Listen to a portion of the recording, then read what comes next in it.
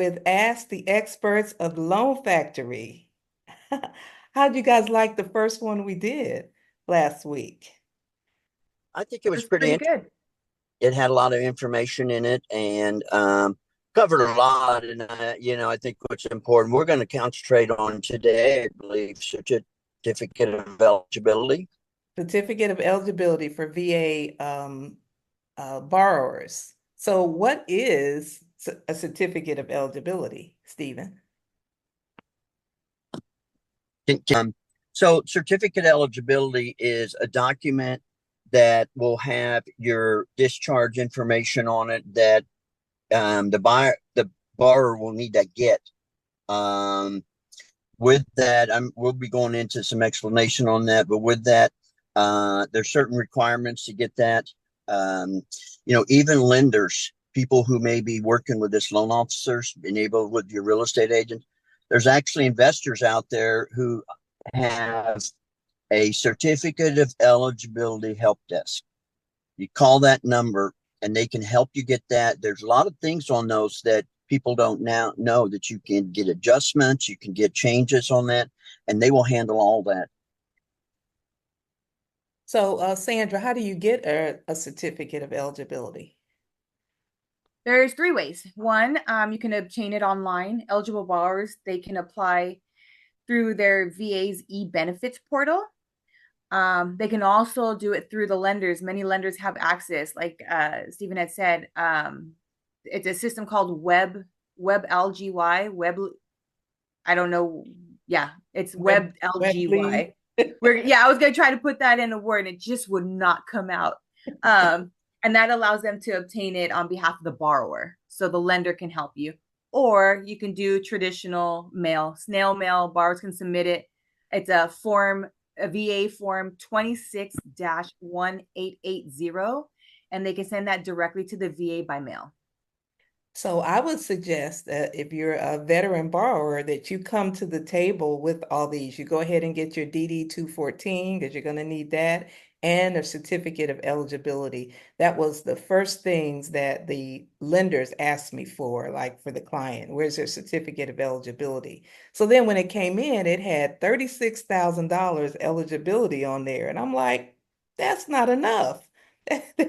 I'm thinking it's going to be, 200,000, 300,000, whatever, but it's 25% of what they can borrow. And so that 36,000 is basically the down payment that they don't have to make.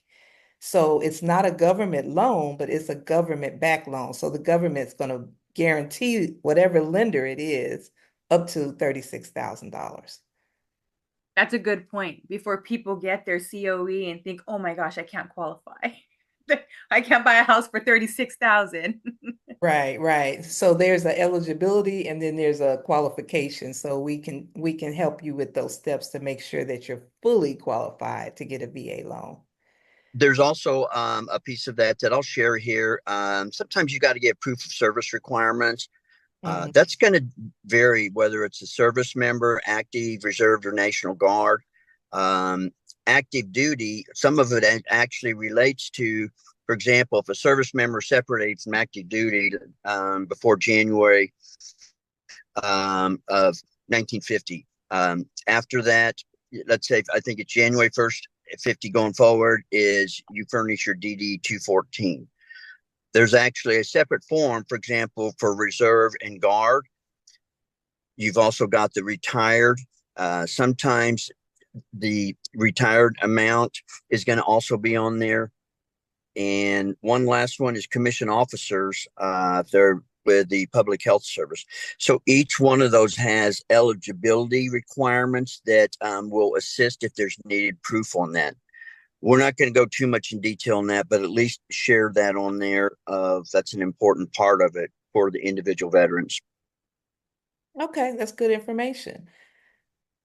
So I'm going to tell you a little bit about what I'm doing in the community with the veterans. Every first Sunday, I and some friends of mine, we go to the American Legion Post 835 in Angleton, and we bike ride at the event. We go through the community And we're trying to bring the community into the American Legion. So they've installed some new TVs, they've redone the floor, done some painting. They're really trying to liven it up.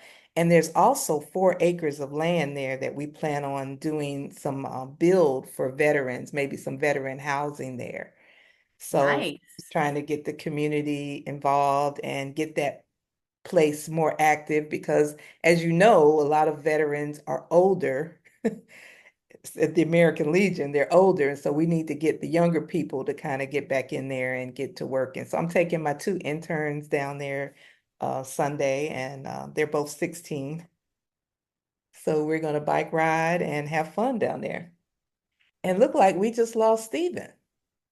Oh, He was frozen, but now he's gone, and he was going to tell us about his community involvement.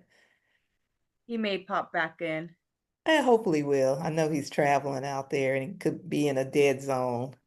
He was probably trying to speak already and then realized he couldn't. I mean, we heard him, but his mouth wasn't moving. So I'm like, is he frozen? And you look like you were frozen, but then you I was started like, moving. So that was me over here just staying stuck. yeah. So That's it's cool. great. How did you hear about the American Legion and getting involved with that? So I went to someone's house a few years ago and she was having like an insurance presentation. And it Mm. was a guy there that is part of the Legion. And then he reached out to me for real estate. And then he was telling me what he was doing. And so I just kind of, he invited me down there for bike riding. And we was like, okay, let's do this. And it's been Oh, fun. fun. That's Yeah, fun. we got t-shirts and everything. It's a whole Really? club now. You're a biker club now? I have a biker club now. I took That my sounds like son fun though. with me. I took my granddaughter with me. I think my son might go back with me Sunday. We'll see. So how long is the bike ride that you do? Um, between 4 and 8 miles. Hmm. But because we're all older, most of us are over the age of 60, I'm gonna say, or 50. They do have carts, golf carts that we can ride on. Like if we get too tired and can't make it back, Yeah, yeah. the golf cart will pick us up and we can ride. So we kind of like a little parade through the city and we wave at the neighbors and then we invite them like, come on every first Sunday. So they've been having like fish fries there on Sunday. I'm only going down there the first Sunday because it's about an hour and a half drive.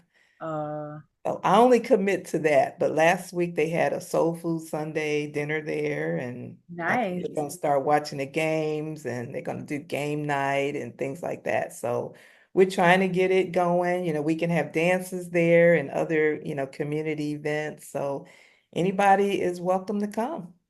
So it's a mixture of the community and the vets that are a part of that association. Yes. Oh, I've only met a couple of the vets, so everybody else has been from the community and people that they know. hmm. But you got to start somewhere. Mm-hmm. Yeah, it's really cool. I have a niece that had graduated from college last year, I think, and she was Army, so she's part of the veterans program there, and they had their own for the graduates that were all the graduates that were veterans. They had their own like celebratory dinner previous to walking to get their degree, Mhm. and it was really cool to see how the professor was also a veteran and led this whole organization and to acknowledge all of the students, and they were for different ages. She's in her 20s, but they were in different ages from like 40s, 50s, 30s, all like there was probably about 10, somewhere between 10 to 15 of them and their spouses, and they gave them a certificate, they gave them a cord so that when they did walk they had that cord, Mhm. and just acknowledge them for their achievements and for what they've done within their community, at school, and when they were active military. So it's Mhm. really nice to acknowledge them and support them. Yes, and we want to be able to support the veterans that come home and have the traumatic experience that they had. A lot of them saw a lot of things and they're, have mental illnesses. And I hate to see a veteran being homeless because I'm like, you did all this for your country and now you don't have a place to live. And so I'm really an advocate and want to help them build some kind of housing for veterans. And then there's a lot of female veterans out there now that are struggling and going through that. You've heard about the cases where the female military are raped and abused and things like that. And, we don't know what all they've gone through. So we want to be able to help them as well. So if there are any vets out there who's want to hang out in Angleton at the American Legion, let me know. Come join Yeah, us. that's awesome. You could You provide don't the have to be a vet information. either. It can be anybody because I'm not a vet. Yeah, that's a So, good point. Yeah, that's a good point. yeah, I don't think we're gonna get Steven back. I don't think so either. But that's okay. Well, All we'll right. go ahead. We talked about the certificate of eligibility, and that's what we wanted to educate on this time. And let us know what other topic you want us to talk about. We're lenders and realtors, and we want to help you get into a home, facility, whatever you need. You want to build something, we can help you with that. It doesn't have to just be a home. We can help you with apartment locating, anything like that. So we're a resource for you. Tell us what you need. We'll try our best to help you out. Yeah, absolutely. All right, I'm gonna let TikTok go and turn this off if I figure out how to do it. In now. Okay. All right. All right. Well, I'm gonna go ahead and end the recording.